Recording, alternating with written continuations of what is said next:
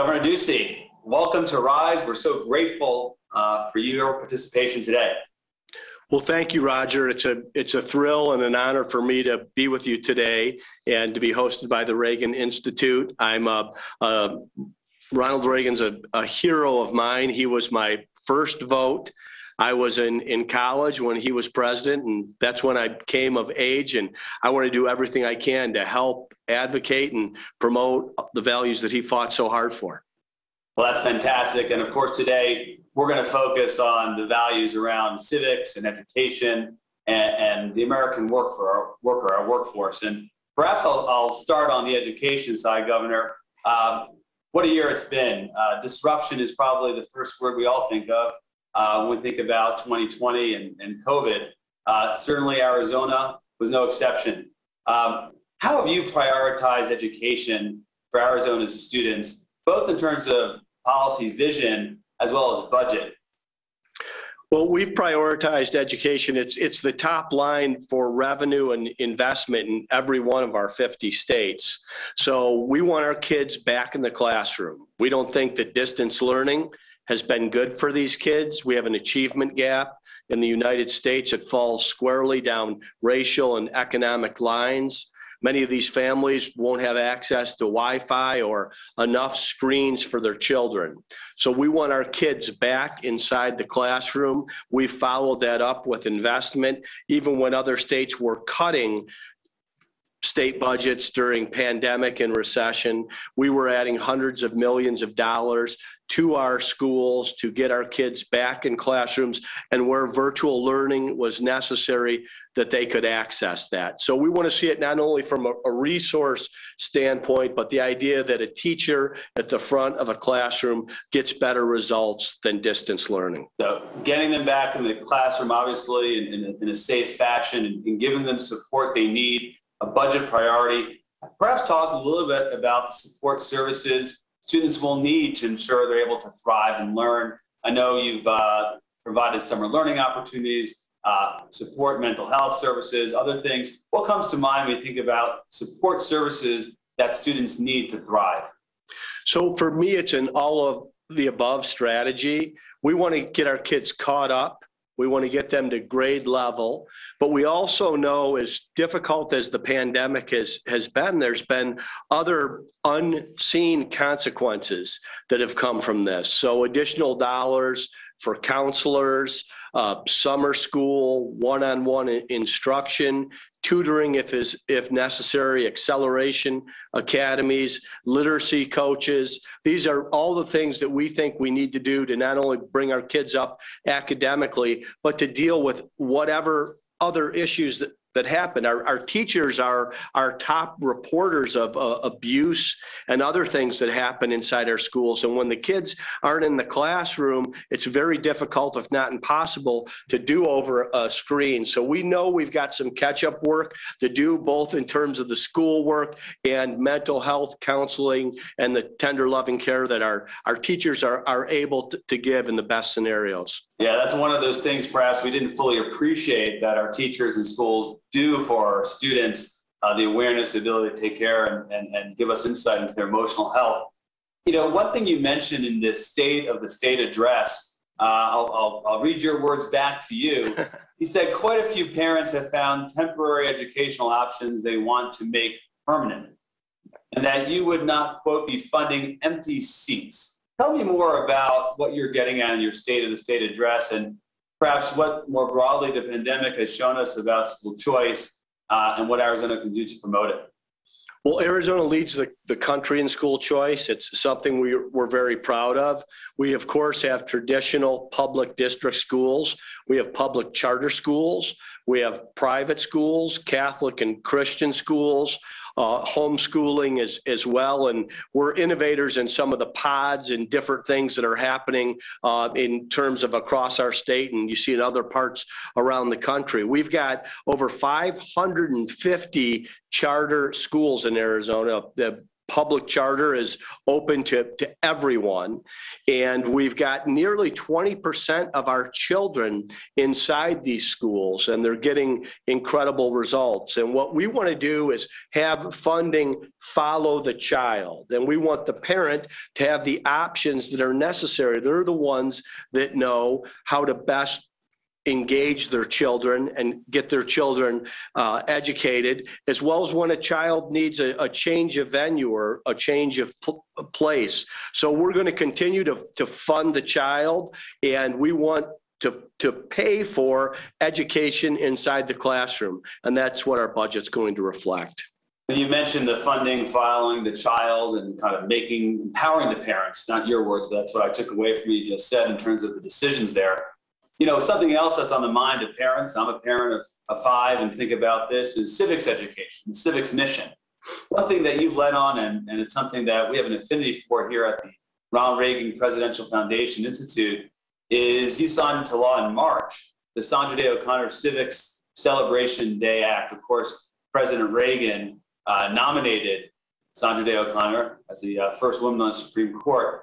Tell me more about that act, and more broadly, your priorities for this civics mission, both in education, in the classroom, and beyond. Well, the American Civics Act was the first law I signed as governor, and we were the first state to pass the American Civics Act. And I think there's 36 other states now that have followed suit. Of course, we're incredibly proud of Sandra Day O'Connor here in Arizona. I think the anniversary of President Reagan appointing her to the Supreme Court was celebrated yesterday. And in so many ways, Sandra Day O'Connor's life was a living civics lesson.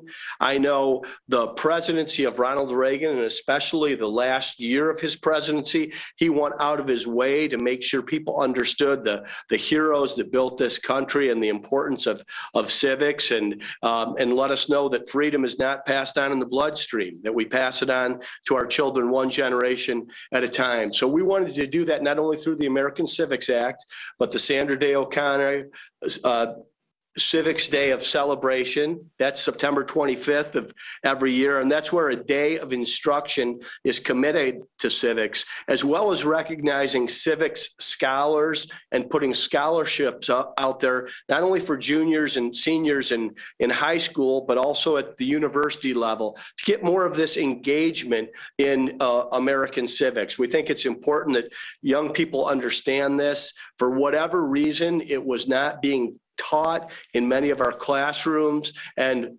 unfortunately, what's tested does get taught. These are things that people should know. The American Civics Act wants a high school graduate to know the same answers to the same question that a new naturalized American knows. And I think we can have such better debates and discussions and actual decisions on what issues and values we want to push and promote when people understand their civics. That's fantastic. And I guess my thought, it's a great start. You have this day dedicated to it. That's a very compelling point that our students should be able to pass the same test that someone wants to become a naturalized citizen needs to pass. Is one day enough, Governor, or do we need to do more? Is this kind of the floor or the ceiling for what we can do? We need to do more. I think we need to do more around American civics and American history. We want to have informed and educated citizens. So as proud as I am of the Civics Act, the Sandra Day O'Connor Day of Civics Celebration, the civics core and leadership that we've put out there, I think that there's more that we can do around this, and we need to focus on it. And that's the great thing about being a governor, is we're very collaborative and collegial, but we're also competitive. And when we passed the American Civics Act, I saw all other governors from both red and blue states. I mean, Jay Nixon, Democrat governor, former governor of Missouri, was my co-chair at the National Governors Association to promote this. So I think there's a lot more that we can do. And where I actually got the idea to pass this into law was at a dinner with Charles Krauthammer, speaking from the right, and Richard Dreyfuss, speaking from the left. And basically they closed out their debate by saying, you can see that we don't agree on anything, accept the importance of American civics and our founding documents. And all their arguments were founded in the basis of those documents. Dreyfus and Krauthammer, they come together. There's obviously some opportunity there, and really congrats to you and your leadership for taking the charge and having so many states follow the lead of Arizona. You use this language of making the students informed, and that's what we're trying to do. President Reagan's language in his farewell address, as you might recall, was he's seeking informed patriotism, people to understand what the red, white, and blue actually means. And so that's a great set of accomplishments in your part. We only have a little bit more time left, Governor, but I do want to talk a little bit about post-secondary education and workforce, since it's been such a priority for you in your time in office, and it's such a challenge across the country. How do we keep our workforce educated and skilled for the modern 21st century economy? Arizona is home to 3 public universities. They've been innovative in their approach to serving students and local communities.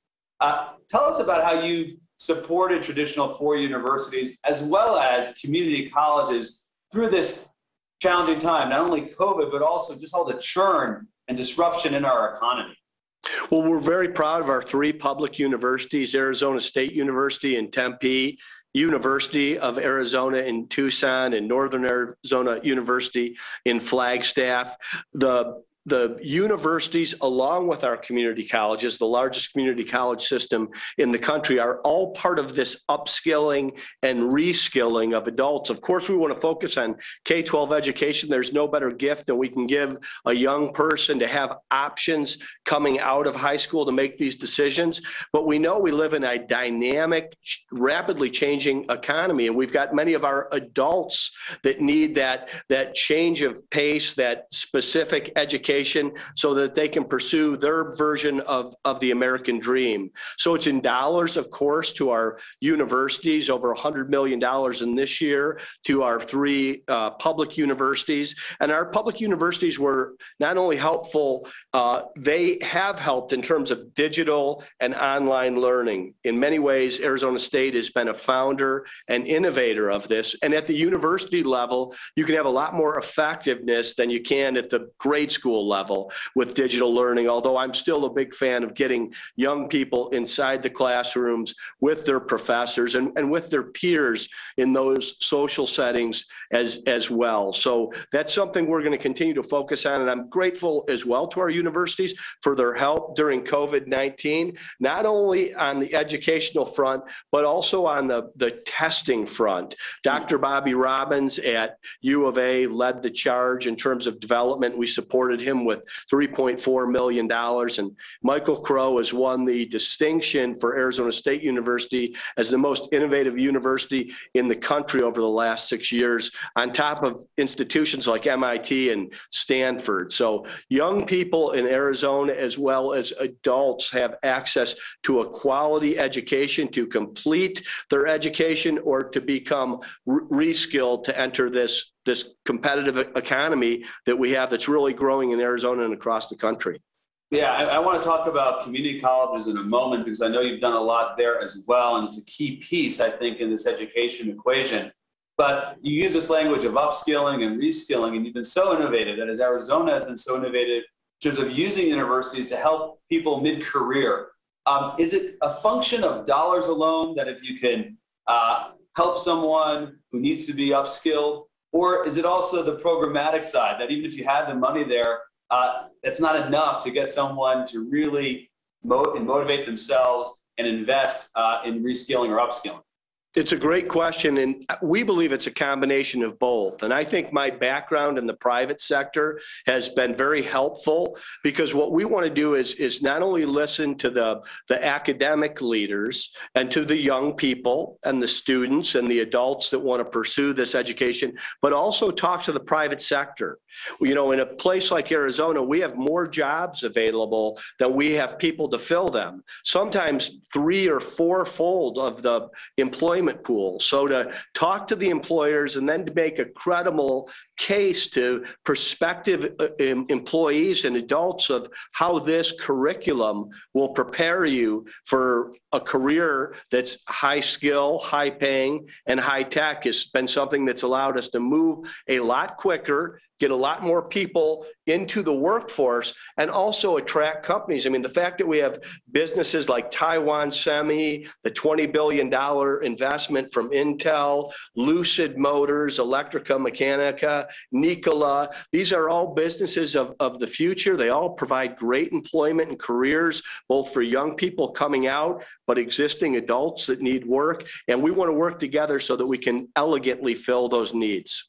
Well, the technology piece you just mentioned, semiconductors, I mean, it's a huge need across the country. We're all feeling it in terms of the automobile we want to purchase, but it's not available right now. And Arizona's taking the lead in making sure we can have those semiconductors built in the U.S. And what we're talking about here is making sure they have the workforce in Arizona that can fill those jobs. Before we close out here, Governor Ducey, I do want you to comment just on community colleges and what you've done. In the research in advance of this conversation, there's been a substantial amount of money put forward to community colleges, and perhaps a new vision in terms of how many years and what community colleges can provide to students beyond what we've come accustomed to in the past, just 2 years and you transition out. Community colleges are a secret weapon. They are able to adjust and adapt much more quickly than even our incredible universities. And it's not just the community colleges in places like Maricopa and Pima, which is our largest population centers, and they do a terrific job. It's our community colleges that have been in rural Arizona, where young people often don't have access to the larger cities. And we've listened to the community colleges, and we've listened to the students, and we've also allowed our community colleges to provide 4-year degrees where necessary, so that our kids and young people and adults can access that education in their own residence and their own geography at much lower cost. And we want to be supportive of that both financially and with the adjustment in the curriculum so that they can learn what they want to learn and then, like I said, pursue their version of the American dream. Governor Ducey, we're going to have to leave it there. I'm so grateful for your participation in RISE 2021. Your leadership across civics, education, and preparing the people of Arizona for the workforce of the 21st century. Thank you so much. Thanks, Roger. It's my pleasure, and it's a real honor to be involved in anything with the Reagan Institute. Thank you for having me.